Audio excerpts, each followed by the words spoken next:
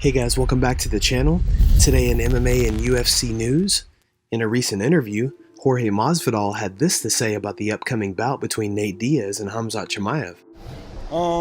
They probably wanted to pair Diaz with somebody that stylistically is not the best. When I think of what's his face, Khamzat. So they gave him like a boring ass wrestler who's probably just gonna try to hug his legs and sniff his crotch, you know. I think Khamzat probably wins, but I could see Nate putting him away in round 4 or 5, you know, because Khamzat doesn't have that gas tank, doesn't have that experience, and I think he gets like too in the moment to where he's like wasting energy doing stupid. You know, Nate's gonna conserve all that energy and get in his face when it counts, you know. So I think probably Khamzat should win, but I won't be surprised if Nate stops his ass, you know. Have you been impressed with Khamzat at all? Like, the Gilbert Burns fight was a big step up for him. I think that was supposed to be his coming out party, and it didn't go according to plan, you know, because a lot of people felt Gilbert won that fight, you know. A lot of people still think Gilbert won that fight. I don't really think that that Khamzat's as good as they say, you know. I'm more of like a seer to become a believer, and I haven't seen anything that makes me become a believer in this guy yet, you know.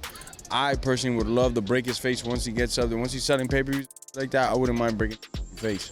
So if he beats Nate Diaz, does that kind of put him sort of in that level, or does he still need another win or two? Right now, I'm not worried about him. He can do whatever he wants, because he's not gonna necessarily put money in my pocket right now.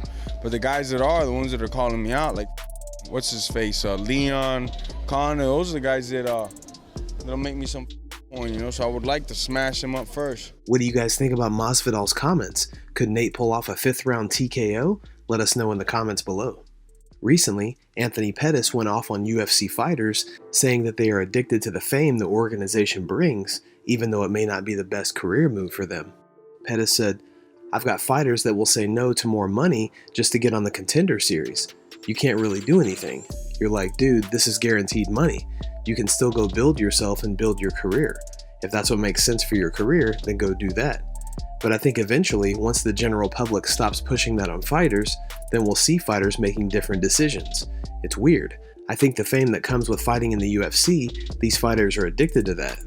They want more than the guarantee. They're like, I'm willing to risk not getting paid a certain amount to get the fame that comes with it, and the recognition that comes with fighting on a UFC fight card.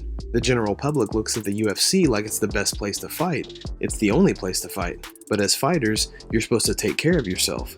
Most guys don't get to fight as long as I got to fight, so I got to see all the phases of the MMA chain, from when the UFC got bought out to WME, how those changes happened.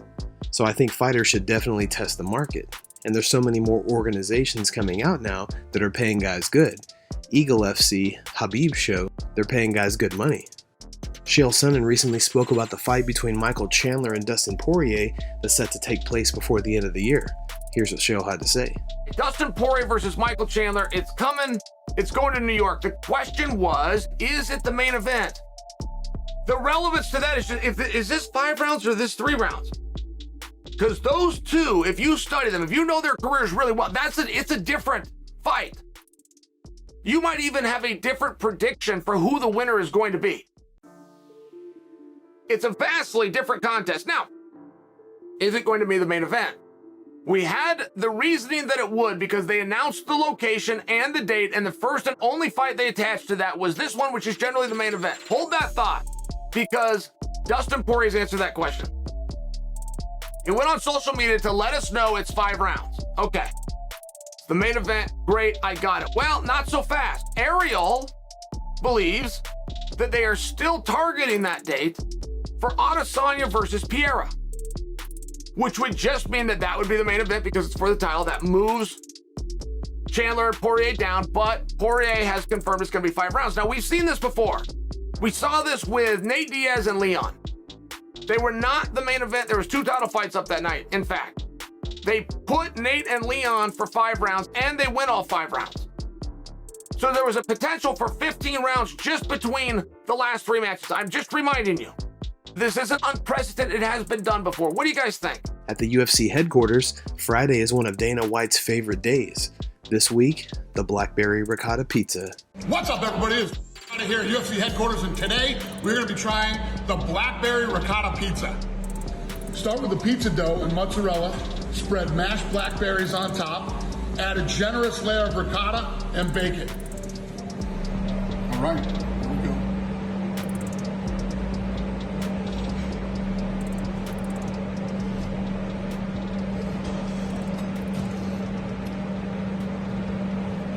best thing I've had in a while. Incredible, off the charts. Basically a pastry is basically what that is. Awesome. Speaking to UFC News, Vincente Luque spoke about his upcoming fight against Jeff Neal this weekend at UFC Vegas 59.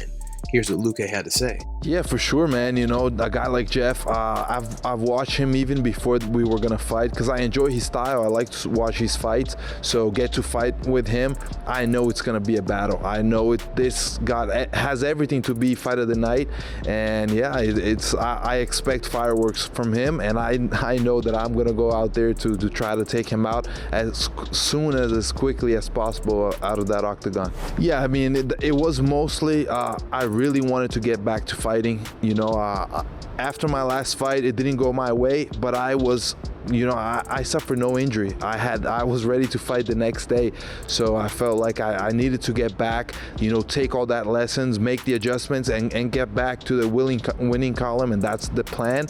And so that was the focus. I let my manager Ali know, they let the UFC know, and we started working for a fight, you know, but it's hard. I would always love to fight a top-ranked guy, but usually we need more time. We need, you know, training camp is going to be longer. Getting to you know, match up with those guys always takes longer, and I wanted to fight right away. So they offered me Jeff. You know, he was willing to fight. I definitely enjoy like a fight like a guy like him. So it was a fight that made a lot of sense for me at this moment. I expect the fight to go, you know, mostly stand up. Both of us are strikers, so that's what I think that most likely is going to happen. If maybe I hurt him, or maybe, you know, he chooses a different strategy, he might try to, you know, use his wrestling a little bit just to change the pace like Belal did on his fight. But that's something I learned from Belal, and I'm definitely gonna be looking for that. So I'm not gonna, even if we go to the ground, I'm gonna be looking to submit. I'm gonna be looking to make the fight, you know, dangerous, not just get up and be overcautious because of wrestling. I'm gonna go out there and fight my fight. But I see a striking battle, and I believe that, you know, even though he's not a guy easy to finish, I believe I can finish anybody. Gilbert Burns has recently voiced his opinion on Conor McGregor potentially moving up to welterweight. He's not a welterweight, but if he wants to fight at welterweight, I'd love to beat up Conor. I think he's not going to take that punch. I'm not even talking about grappling because that's not fair. I'd just take him down and maul him. But a fight with Conor, it's a win-win for me. I'm going to beat him up, and I'm going to get a ton of crazy money. I'm not even calling for that fight because it's not fair. I think he's a 55-pounder. If he's at 170, he can't take those punches. He cannot handle that wrestling. If you're talking about the top 5 in the world, everybody hits hard except Colby Covington. But everybody can wrestle. Colby can wrestle. Colby and Conor isn't fun because Colby would just out-wrestle him. Kamaru, he can hit hard and he can wrestle. Khamzat, he can hit hard and he can wrestle. Leon Edwards, he can hit very hard, good striking, and can wrestle. I hit hard and can wrestle, so don't say you're a welterweight. You can't handle the top 5 guys in that division. What do you guys think about Gilbert's comments on Conor? Let us know down below. On the most recent episode of the Believe You Me podcast, Anthony Smith spoke about his loss to Magomed Ankalaev at UFC 277. Here's what Smith had to say. I stand behind everything I said. I was as good as I've ever been. The weight cut was a little harder than I thought it was going to be, but not terrible. I checked in at 230, was 226 by fight night again, so it was all good there. I felt like the fight was going well. There was a couple things, like nothing he did surprised me.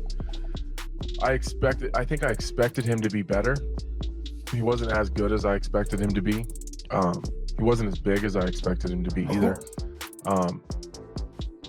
You know, I thought he was going to come at me a little more. I thought, you know, with some of the things he was saying during the fight week, you know, I felt a lot of disrespect in the media leading up to it. Oh, really?